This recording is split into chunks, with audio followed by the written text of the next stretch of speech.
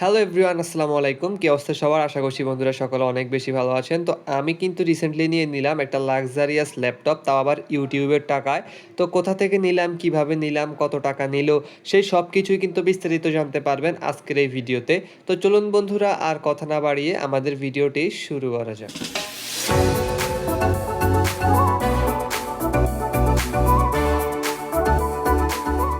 তো দীর্ঘ অনেকদিন থেকেই একটা ল্যাপটপ কেনার কথা চলতেছে আমার। তাই বাসা থেকে বের হয়ে পড়লাম সাথে এতগুলা টাকা নিয়ে। আজকে একটা ল্যাপটপ কিনেই ফিরবো।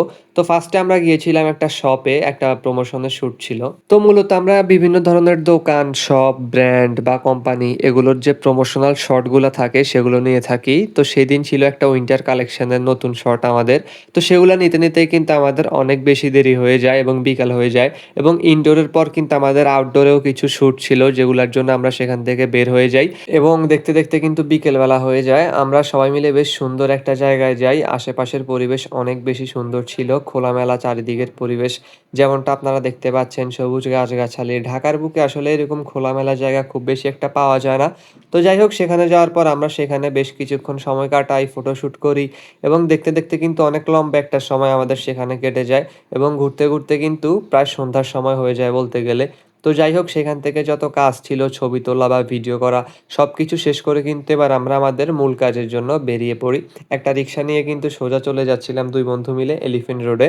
যেহেতু আমি একটা ব্র্যান্ড নিউ ল্যাপটপ কিনবো, তাই আমার যাওয়ার প্ল্যান ছিল ঢাকা বসুন্ধরায়, কিন্তু আমার ফ্রেন্ড আমাকে সাজেস্ট করলো যে এলিফ্যান্ট রোডের মাল্টিপ্ল্যান কমপ্লেক্সে নাকি অনেক ভালো মানের ল্যাপটপ পাওয়া যায়। তো সেই কথা ধরে কিন্তু আমরা সেখানেই যাচ্ছি।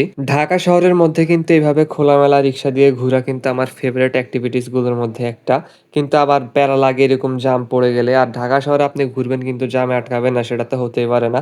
শাহবাগ জাদুঘরের কাছে এসে আমরা কিন্তু জামে আটকে যাই। তো যাক, শেষ পর্যন্ত অনেক কষ্টে কিন্তু আমরা মার্কেটে এসে পৌঁছালাম এবং এখানে আসার পর ঘুরে ঘুরে সবগুলা দোকান দেখতে লাগলাম। আসলে শুরুতে কোনো দোকান থেকে না কিনে ভালো মতো ঘুরলে কিন্তু একটা ভালো আইডিয়া পাওয়া যায়। তাই আমরা যে ভালো মানের কম্পিউটার বা ল্যাপটপের শোরুমগুলো ছিল সেগুলোতে কিন্তু ঘুরে ঘুরে দেখছিলাম একটা ভালো আইডিয়া নেওয়ার জন্য। অবশ্য আমার সাথে আমার যে ফ্রেন্ড ছিল সে কিন্তু আগে থেকেই পার্সোনালি ল্যাপটপ ইউজ করে, তাই এই বিষয়ে তার হিউজ পরিমাণ অভিজ্ঞতা ছিল, যে কারণে আমার খুব একটা টেনশন ছিল না। তো আমরা এক এক করে সবগুলা দোকান বা সবগুলা শোরুম ঘুরে ঘুরে দেখছিলাম ল্যাপটপগুলা। এক একটা ল্যাপটপ কিন্তু অনেক বেশি প্রাইজের এবং আমরা এইসব বিষয় নিয়ে কিন্তু সেখানে বসে তাদের সেলসম্যানদের সাথে অনেকক্ষণ আলাপ আলোচনা করলাম। তারপর আমরা দোতলায় চলে গেলাম, সেখানেও কিন্তু অসংখ্য পরিমাণ ল্যাপটপের শোরুম ছিল এবং ঘুরে ঘুরে কিন্তু সবগুলা দোকান দেখছিলাম। একটা ভালো মানের ল্যাপটপ কিনতে গেলে বর্তমানে আপনার প্রায় লাখ টাকার মতো খরচ হয়ে যাবে। এখানে আপনারা আসলে অনেক বেশি অপশন পেয়ে যাবেন। দুই চার দোকান ঘুরলে হয়তো একটা ভালো প্রাইস আপনারা পেতে পারেন। তো অনেক ঘুরতে ঘুরতে দেখতে দেখতে শেষ পর্যন্ত কিন্তু একটা ল্যাপটপ পছন্দ করেই ফেললাম এবং আপনারা দেখতে পাচ্ছেন যে সেটা আনবক্স করছি। অনেকদিন পরে কিন্তু এরকম একটা এক্সপেন্সিভ জিনিস আমি আবার আনবক্স করছি, সত্যি অনেক বেশি ভালো লাগছে।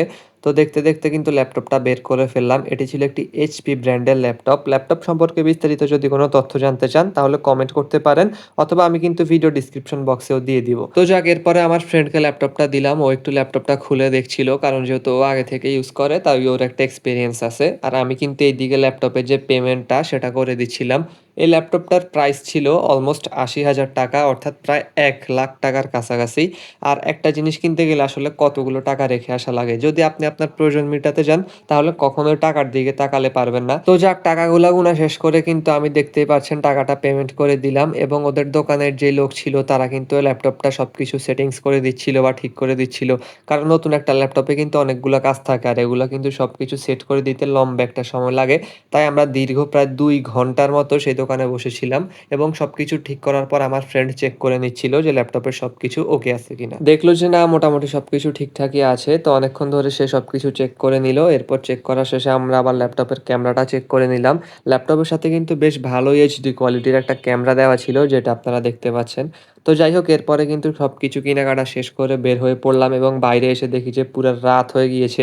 সেই সকালে মার্কেটে ঢুকেছিলাম এবং প্রায় ৭-৮ ঘন্টা মার্কেটের ভিতরে ছিলাম। সারাটা দিন আসলে না খেয়ে একটা জিনিসের পিছনে খাটতে খাটতে কিন্তু শরীরের অবস্থা একদম খারাপ। তবে যাই হোক, আমি মোটামুটি খুশিই ছিলাম। তো সেখান থেকে এরপরে রওনা দিয়ে কিন্তু সোজা বাসায় চলে আসলাম এবং চেক করে নিচ্ছিলাম আবার সবকিছু নতুন করে। তবে ভিডিও শেষে আপনাদেরকে একটা কথা বলে দিতে চাই গাইস, ল্যাপটপটা কিন্তু আমার না। আমি আপনাদেরকে মিথ্যা কথা বলে কোনো কনফিউজড করতে চাই না।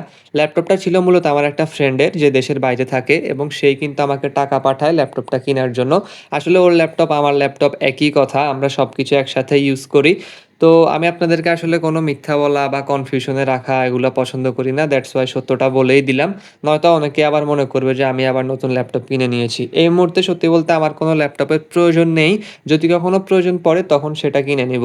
তো যাই হোক বন্ধুরা, এই ছিল সবকিছু মিলিয়ে আজকের ভিডিও। ভিডিওটি যদি ভালো লেগে থাকে তাহলে প্লিজ একটি লাইক এবং একটি কমেন্ট করে যাবেন এবং আমার চ্যানেলে নতুন হলে সাবস্ক্রাইব করে দিবেন। আল্লাহ হাফেজ।